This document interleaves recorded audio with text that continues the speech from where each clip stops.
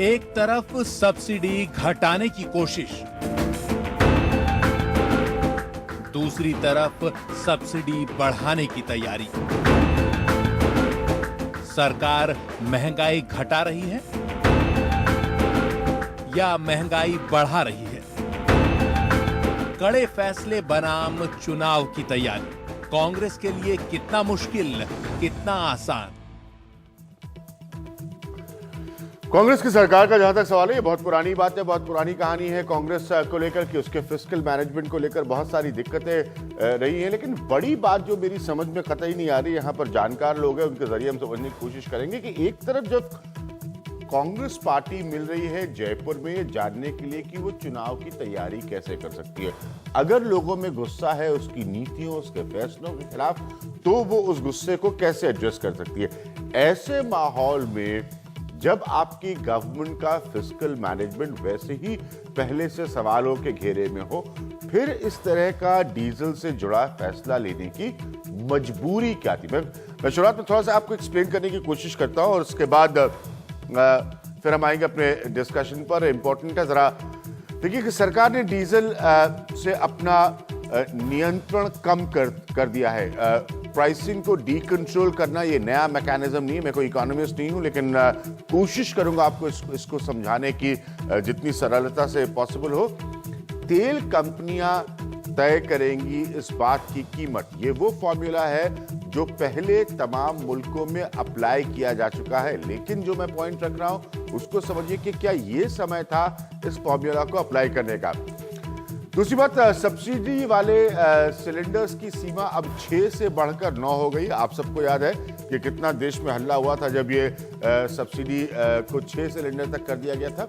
1 अप्रैल से ये फैसला लागू होगा। इसके अलावा एक और पॉइंट मैं आपको बताना चाहूंगा कि 6 अप्रैल से हर जगह ये 9 सिलेंडर्स आपको मिलेंगे। जो बैकग्राउंड है आप सब जानते हैं कि उस समय कितना क्रिटिसिज्म हुआ था, आलोचना हुई थी सरकार के इस फैसले की। सरकार ने तेल कंपनियों को डीजल के दाम 50 पैसे की बढ़ाने की इजाजत दी है।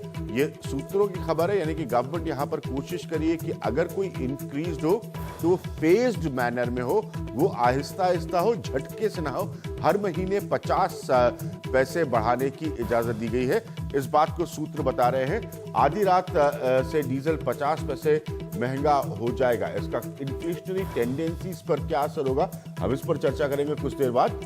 इसके अलावा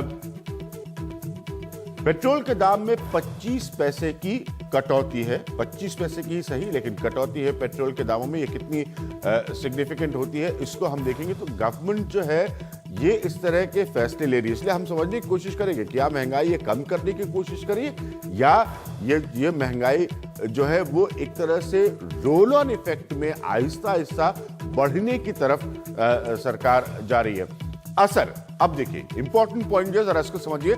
असर क्या होगा? तेल कंपनियां जल्द ही डीजल के दाम बढ़ा सकती हैं। हालांकि गवर्नमेंट की तरफ से आर्ग्यूमेंट आएगा कि ये फेज्ड होगा, सिर्फ 50 पैसे एक बार में झटके से नहीं होगा।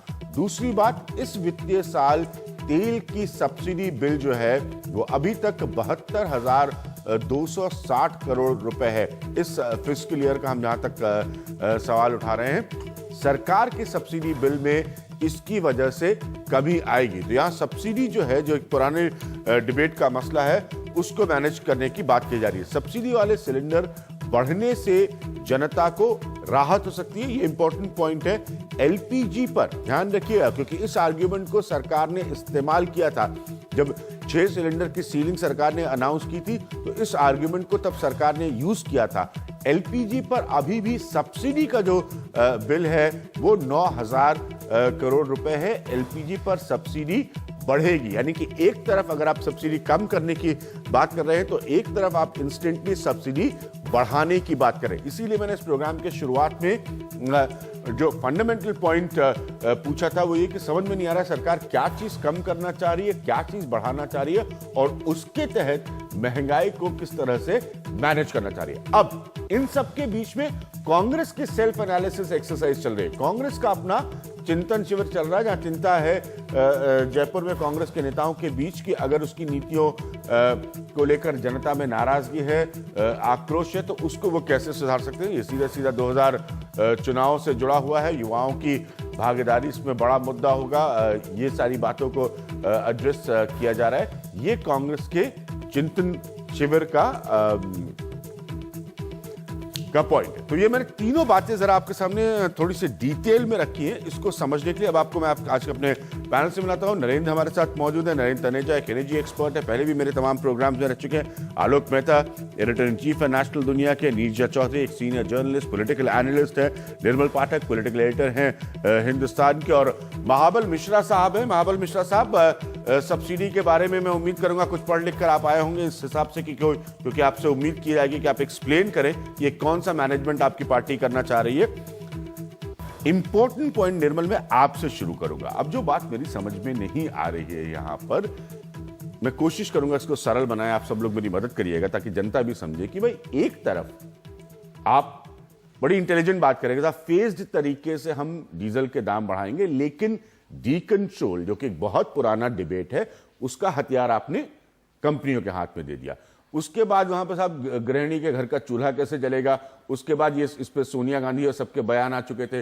वो सीलिंग आपने 6 से वो हटाकर वो सिलेंडर की 9 कर दी। ये किस तरह का मैनेजमेंट करना चाह रही पार्टी? देखिए, जिस आपको ध्यान होगा जब सरकार ने एलपीजी के सब्सिडाइज सिलेंडर्स की संख्या कम की थी और उसी के साथ साथ पेट्रोल के प्राइसेस बढ़े थे और डीजल के प्राइसेस कम नहीं हुए थे, उनको टच नहीं किया गया था, केरोसिन और डीजल को छोड़ दिया था।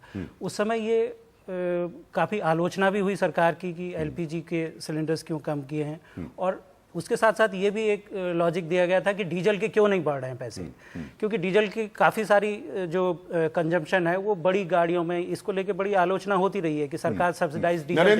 नरेंद्र फटाफट आंकड़े बता देंगे कि बड़ी गाड़ियों का कंजम्पशन का आर्गुमेंट कितना है, क्योंकि सरकार ने आज जानिए कि बुनियादी तौर पर इसमें कोई इकोनॉमिस्ट होने की किसी को जरूरत नहीं है कि डीजल वगैरह के दाम एक इन्फ्लेशनरी टेंडेंसी को बढ़ावा देते। इसमें ये कोई रॉकेट साइंस नहीं है इसके भीतर।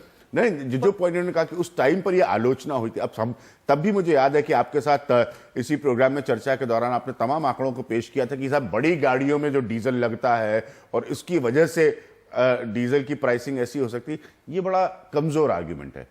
देखिए, जो बड़ी गाड़ियों में लगता है, परिवहन खासतौर से ट्रकिंग के लिए यूज होता है। इंडियन रेलवे सबसे बड़ी ग्राहक है डीजल की। मिनिस्ट्री ऑफ डिफेंस बहुत बड़ी ग्राहक है। शिपिंग बहुत बड़ा ग्राहक है डीजल का। जहां तक किसान और कृषि की जो बात आती है, वो परसेंटेज जो है 12 से लेकर के 17% से ज्यादा नहीं है, डिपेंड करता है आप कहाँ की फिगर्स को ले रहे हैं। लेकिन जो सबसे बड़ी जो बात है, जो पूरा पेट्रोलियम प्रोडक्ट का हमारे देश में कंजम्पशन होता है, उसका जो बिग बॉय है, जो 42% कंजम्पशन होता है, वो डीजल का होता है। अगर आपने पेट्रोल की कीमत बढ़ा दी या उसको डी कंट्रोल कर दिया, बहुत ज्यादा फर्क नहीं पड़ता, क्योंकि पेट्रोल जो है उसकी हिस्सेदारी मात्र 10% है।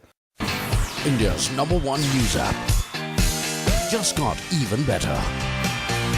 Download NDTV's new app, fully optimized for retina display, full screen view, faster response time, and Sudoku. NDTV's new iPad app. Download now.